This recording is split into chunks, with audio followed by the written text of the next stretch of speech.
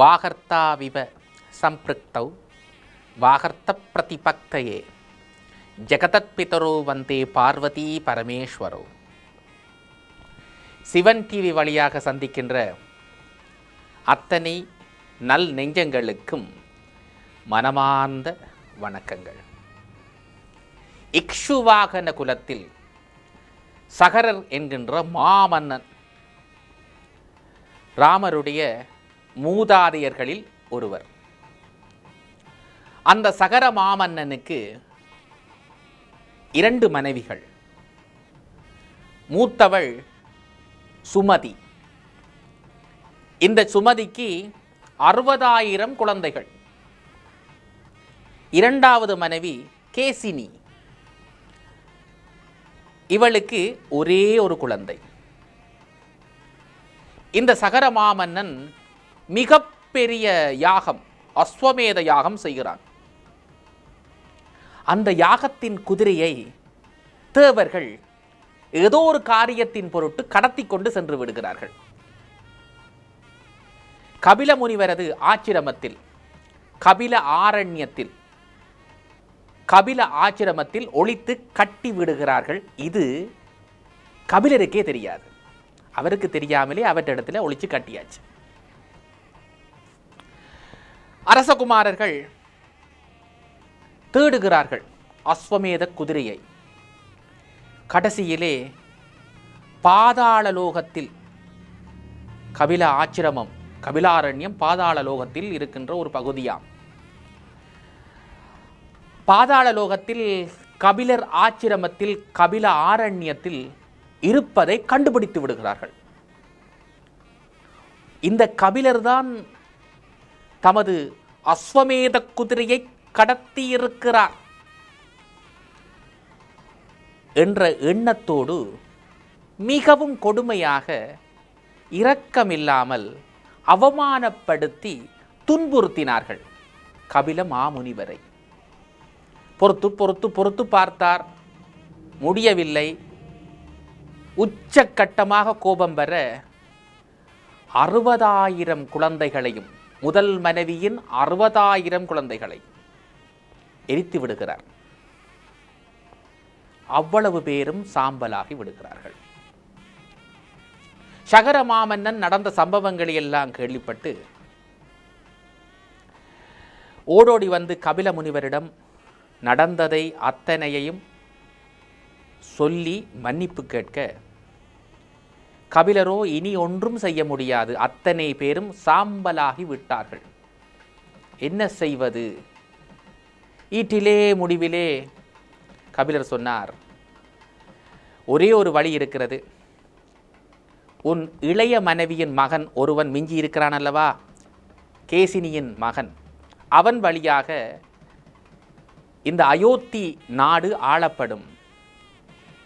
அவன் சந்ததியில் வருகின்ற ஒருவன் ஆகாய கங்கையை பூமிக்கு கொண்டு வருவான். அவனுக்கு பகீரதன் என்ற பெயர் ஏற்படும். அவன் வழியாக ஆகாய கங்கை பூமிக்கு வந்த மாத்திரத்தில் சாம்பலாக்கப்பட்ட அத்தனை அரசகுமாரர்களும் எழும்புவார்கள். அவருக்கு மோட்ச கதி கிடைக்கும். அதுவரை காத்திருக்கத்தான் வேண்டும், வேறு வழியில்லை. விட்ட சாபம் விட்டதுதான். இது ராமாயணத்தின் பாலகாண்ட பகுதியிலே விஸ்வாமித்திர மகரிஷி ராமனுக்கும் லட்சுமணனுக்கும் கங்கையின் பெருமை பற்றி கூறுகின்ற வரலாற்று கதையில் வருகின்ற ஒன்று. இதை அப்படியே புரிந்து கொண்டு பக்கத்திலே எடுத்து வைத்துக் கொள்ளுங்கள்.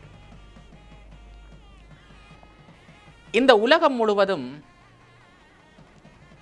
இந்த கதை பரப்பு இருந்திருக்கின்றது என்பதற்கு தெய்வத்தின் குரல் வடித்த மகான் சங்கராச்சாரிய சுவாமிகள் மகா பெரியவாள் பல எடுத்துக்காட்டுக்களை முன்வைக்கிறார். பாதாள லோகம் என்று சொன்னார்களே, அது இந்த அயோத்தி மாநகருக்கு நேராக பூமியை தோண்டினால் ஒரு கற்பனை, கவித்துவமாக சொல்லப்பட்ட விஷயம். அது தோண்டி தோண்டி செல்கின்ற பொழுது பூமியின் அடுத்த பகுதியாக இருக்கக்கூடிய மறுமுனைக்கு வரும். ஒரு பந்தை எடுத்துக்கொண்டுங்கள், பந்திலே ஒரு பக்கத்தில் ஓட்ட போட்டால் அடுத்த பக்கத்துக்கு வரும். அப்படி போக முடியுமா என்றால் போவதாக நினைத்து கொள்ளுங்கள் என்பதுதான் அவர் சொல்லுகின்ற செய்தி. அது பாதாளம் என்று எடுத்துக்கொள்ளுங்கள். அப்படியே அயோத்தியிலிருந்து பாதாளத்தை குடைந்து கொண்டு போனால் மறுமுனையில் வெளிப்படுவது கலிபோர்னியா. அந்த கலிபோர்னியா தான் கபில ஆரண்யம். கபில ஆரண்யம் தான் இன்று கலிபோர்னியா என்று அழைக்கப்படுகிறது. கபில ஆச்சிரமத்தில் தான் குதிரை கட்டப்பட்டது. கலிபோர்னியா தீவுகளில் ஒன்று கோஸ் ஐலண்ட், குதிரை தீவு என்கின்ற ஒன்று இருக்கிறது. அந்த இடத்தில் தான் இந்த குதிரையே கட்டப்பட்டது. அதனால் தான் அந்த பெயரே அதற்கு வந்தது. அந்த கோஸ் ஐலண்டுக்கு பக்கத்தில் ஆஸ் ஐலண்ட், சாம்பல் தீவு என்கின்ற ஒன்றும் இருக்கிறது.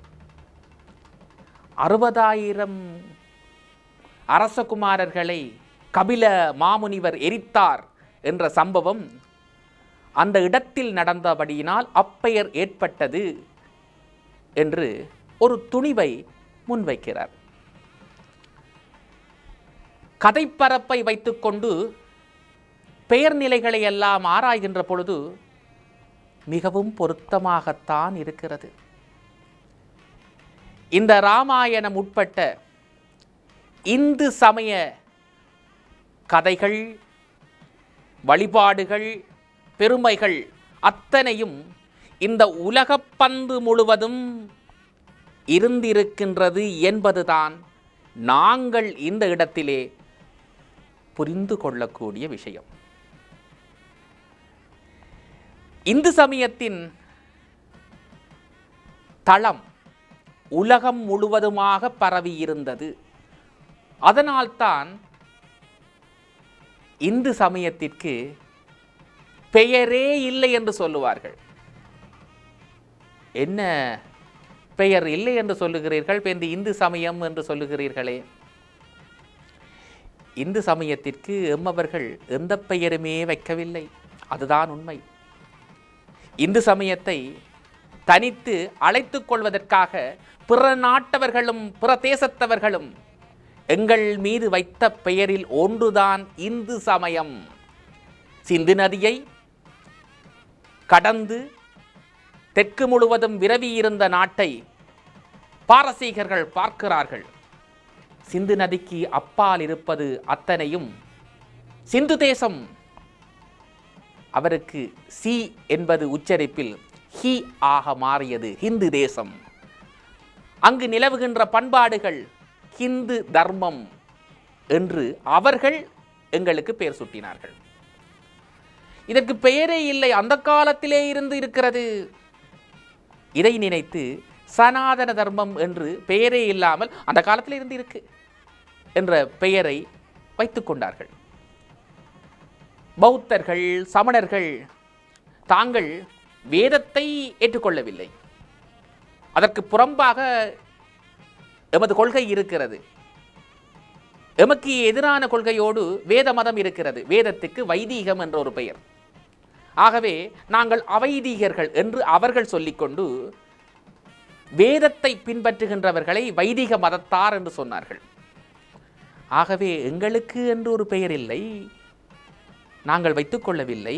மற்றவர்கள் தங்களை அடையாளப்படுத்துவதற்கு பெயர் சூட்டினார்கள், அவ்வளவுதான். இதற்கு சங்கராச்சாரியார் மிகவும் அருமையான விளக்கம் சொல்லுவார். இந்து சமயத்திற்கு பெயரே இல்லை என்று சொன்னால் ஏன் அப்படி இல்லாமல் போனது? இந்த உலகம் முழுவதுமே ஆதியிலே இந்து சமயம் மாத்திரம்தான் இருந்தது, வேறு எந்த சமயமும் இல்லை. ஒரே ஒரு சமயம் இருக்கின்ற பொழுது அதை தனிப்படுத்தி காட்டுவதற்கு வேறு பெயர் தேவைப்படவே இல்லை. ஒரு பெரிய ஊரிலே ஒரே ஒரு கோயில் தான் இருக்கிறது, வேறு எந்த கோயிலும் இல்லை. ஒரே ஒரு கோயில் தான் இருக்கிறது. அங்கு இருக்கின்ற ஒரு நபர் மற்றவரை பார்த்து, நீ எங்கு போய் வருகிறாய் என்று கேட்கிறார். அதற்கு மற்றவர், கோயிலுக்கு போய் விட்டு வருகிறேன் என்று சொல்லுகிறார். இவரும் தலையாட்டுகிறார். என்ன பொருள்? அவர் சொன்னது இவருக்கு சரியாக புரிந்து விட்டது என்று அர்த்தம். சரி, அந்த ஊரிலே 4-5 கோயில்கள் இருக்கின்றது என்று வைத்துக் கொள்ளுங்கள். நீ எங்கு போய் விட்டு வருகிறாய் என்று இவர் கேட்கிறார். அதற்கு மற்றவர், நான் கோயிலுக்கு போய்விட்டு வருகிறேன் என்று சொல்லுகிறார். உடனே இவர் கேட்பார், எந்த கோயிலுக்கு என்று கேட்பார். ஏனென்றால் பிள்ளையார் கோயில், முருகன் கோயில், விஷ்ணு கோயில், சிவன் கோயில் என்று 4-5 கோயில்கள் இருக்கின்றன. ஆகவே எந்த கோயில் என்ற கேள்வி பிறக்கிறது. இதுபோலத்தான் ஆதியிலே இந்து சமயம் மாத்திரம் இந்த உலகம் முழுவதும் பறந்திருந்ததனால் தேவைப்படவில்லை பெயர் சொல்லி அழைக்க வேண்டிய தேவையே இல்லாமல் போய்விட்டது என்பது அந்த பெரியவரது வாக்கு, ஆராய்ச்சி முடிவு. அது மிகவும் ஆராய்ச்சிபூர்வமாக மிக முக்கியமான விளக்கமும் கூட. இன்று நிலவுகின்ற உலக மதங்களை, பெருமதங்களை எடுத்துக்கொண்டால் ஒவ்வொரு மதங்களுக்கும் ஒவ்வொரு ஸ்தாபகர்கள் இருக்கிறார்கள். பௌத்தத்திற்கு கௌதம புத்தர் ஸ்தாபகராக இருக்கிறார். அவருக்கு முன்பு பௌத்தம் இல்லை. கிறிஸ்தவத்திற்கு இயேசுநாதர் முதன்மையானவராக இருக்கிறார். அவருக்கு முன்பு கிறிஸ்தவம் இல்லை.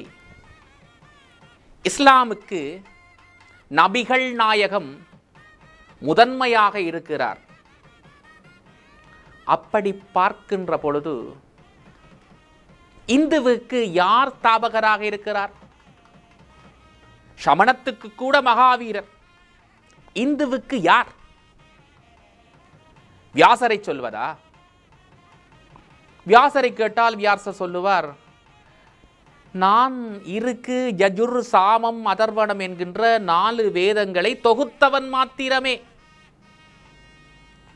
அந்த வேதத்தில் இருக்கின்ற விஷயங்களை புரிந்து கொண்டு பிரம்மசூத்திரம் தான் செய்திருக்கிறேன், நான் ஒன்றையும் புதிதாக உருவாக்கவில்லை. அவர் சாதித்து விடுகிறார். சரி, கிருஷ்ண பரமாத்மா தான் இந்து சமயத்தின் தோற்றம் என்று சொல்லலாமா? கிருஷ்ணன் பகவத்கீதையை பாடுகின்ற பொழுது, சொல்லுகின்ற பொழுதே, நான் சொல்லுகின்ற ஒவ்வொரு தர்மங்களும் வேதத்தில் இருந்து பெறப்பட்டது, வேதம்தான் அதற்கு ஆதாரம், தர்மம் என்று அவனே பிரகடனம் பண்ணுகிறான். ஆகவே யாரை சொல்வது இந்து சமயத்தின் ஸ்தாபகர் என்று சொல்லவே முடியாது. சரி, வேதத்தை இருக்கு யஜுர் சாமம் அதர்வணம் என்கின்ற 4 வேதத்தையும் பாடிய முனிவர்களை அந்த கர்த்தாக்கள் என்று சொல்லலாமா? அதற்கும் அவர்கள், வேதத்தை பாடிய முனிவர்கள் சொல்லுகிறார்கள், நாங்கள் வேதத்தை உருவாக்கவில்லை. இந்த ஆகாய வெளி, பிரபஞ்ச வெளி, இவற்றோடு தியான முறையில், தவமுறையில் லயித்து இருக்கின்ற பொழுது இந்த பிரபஞ்சத்தில் ஏற்படுகின்ற நாத அதிர்வுகளை நாம் கண்டோம். அந்த நாத அதிர்வுகளை, ஒலிகளை வேதமாக மக்களுக்கு பயன்படட்டும் என்று வெளிப்படுத்தினோம். அதை அப்படியே பார்த்துட்டு அதை நாங்கள் சொன்னோம். நாங்கள் ஒன்றும் கண்டுபிடிக்கல, நாங்கள் ஒன்றும் புதுசாக உருவாக்கல. அதை பார்த்தவர்கள் இங்கு சொல்லி இருக்கிறோம். இதுதான் அவர்களுடைய ஸ்டேட்மெண்ட். ஆகவே வேதத்தை பாடியவர்கள் கூட கர்த்தாக்கள் அல்ல, அவர்கள் திருஷ்டாக்கள், பார்த்தவர்கள் என்றுதான் சொல்லப்படுகிறார்கள். ஆகவே ஒன்று புரிகிறது, எங்கள் சமயத்திற்கு ஸ்தாபகர் இல்லை, பெயர் இல்லை, இந்த காலத்தில் தோன்றியது என்று சொல்லவும் முடியவில்லை. உலகம் முழுவதும் பறந்திருப்பது எங்கள் சமயம்தான், அந்த காலம் தொடக்கமாக என்ற பெருமையும் எமக்கு வருகிறது. இத்தனை சிறப்புகளையும் பெற்றதுதான் நம் தாத்பரியம் என்று பெருமையோடு இருக்கலாம் என்று அந்த காஞ்சி பெரியார் ஆசிகளோடு எமக்கு புரிய வைக்கிறார். இதற்கு ஏற்ற வகையில் எத்தனையோ உதாரணங்கள் சொல்லுவார். பேரு என்கின்ற நாட்டில் இன்றும் கூட சூரியனை வழிபடுகின்ற மக்கள் இருக்கிறார்கள்.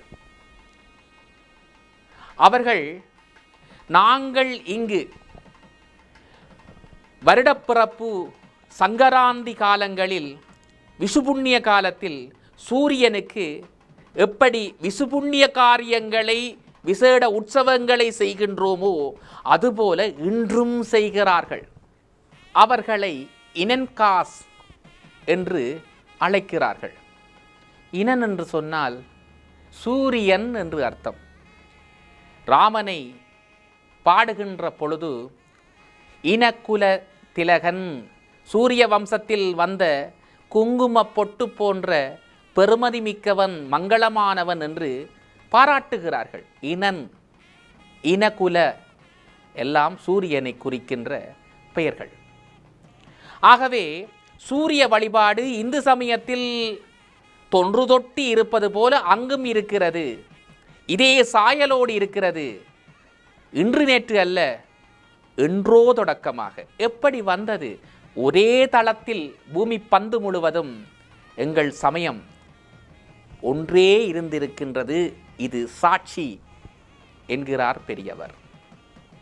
இன்னும் பல, மடகாஸ்கார் தீவு, அங்கு இருக்கின்ற பாசையில் 75% சமஸ்கிருத சொற்களை கொண்டிருக்கிறது. அங்கு சமஸ்கிருத கலப்பு மொழியில் வருவதற்கு என்ன காரணம்? இதுதான் காரணம். அது மட்டுமல்ல, மெக்சிகோவிலே நாங்கள் இங்கு நவராத்திரியை கொண்டாடுகின்ற பொழுது அங்கும் கொண்டாடுகிறார்கள். இதே சீசன்ல அந்த கொண்டாட்டத்தை ராமா சீதா உற்சவம் என்கிறார்கள். அது இன்று உருவாக்கப்பட்ட உற்சவம் அல்ல, பல்லாயிரம் வருஷங்களாக இருக்கின்ற உற்சவம் அந்த மக்களுக்கு. அடிப்படையில் எப்படி இது அங்கு வந்திருக்கக்கூடும்? எகிப்திலே 2 ராஜாக்கள் தம் நாட்டு பிரச்சனைகளை தீர்ப்பதற்காக ஒப்பந்தம் செய்கிறார்கள். ஒப்பந்தத்திலே சாட்சி வேண்டுமல்லவா? அந்த சாட்சிக்கு வருண மித்திரர்கள் சாட்சியாக ஒப்பமிடுகிறோம் என்று அந்த அரசியல் சாசனத்திலே 2 ராஜாக்களும் கையெழுத்து போடுகிறார்கள். அங்கு கிடைத்த தொல்பொருள் பட்டயம் சொல்லுகிறது, வர்ணன் மித்திரன் என்பவர்கள் வேதத்திலே மிகவும் போற்றப்பட்ட மிக உச்சமாக இருக்கின்ற தெய்வங்கள். ஆகவே உச்சமாக இருக்கின்ற அந்த தெய்வங்கள் போற்றப்பட்ட காலத்திலேயே எகிப்திலே அவர்கள் வழிபடு பொருளாக, சாட்சி பொருளாக, நம்பிக்கை பொருளாக, மக்களோடு மக்களாக இருந்திருக்கிறார்கள் என்று அர்த்தம். மெக்சிகோவிலே எங்கு தோன்றினாலும், நிலத்தை தோண்டினாலும் அடிக்கடி கிடைக்கிற இந்து சமய கடவுள் பிள்ளையாராக இருக்கிறது. பிள்ளையார் விக்கிரகம் எக்கச்சக்கமாக அங்கு கிடைக்கிறது. இவையெல்லாம் எப்படி பூமி பந்திலே பல பகுதிகளிலே கிடைக்கிறது, இன்றும் நடக்கிறது என்று ஆராய்ந்தால் ஆதியிலே பூமி முழுவதும் ஒரே ஒரு சமயம் இருந்தது.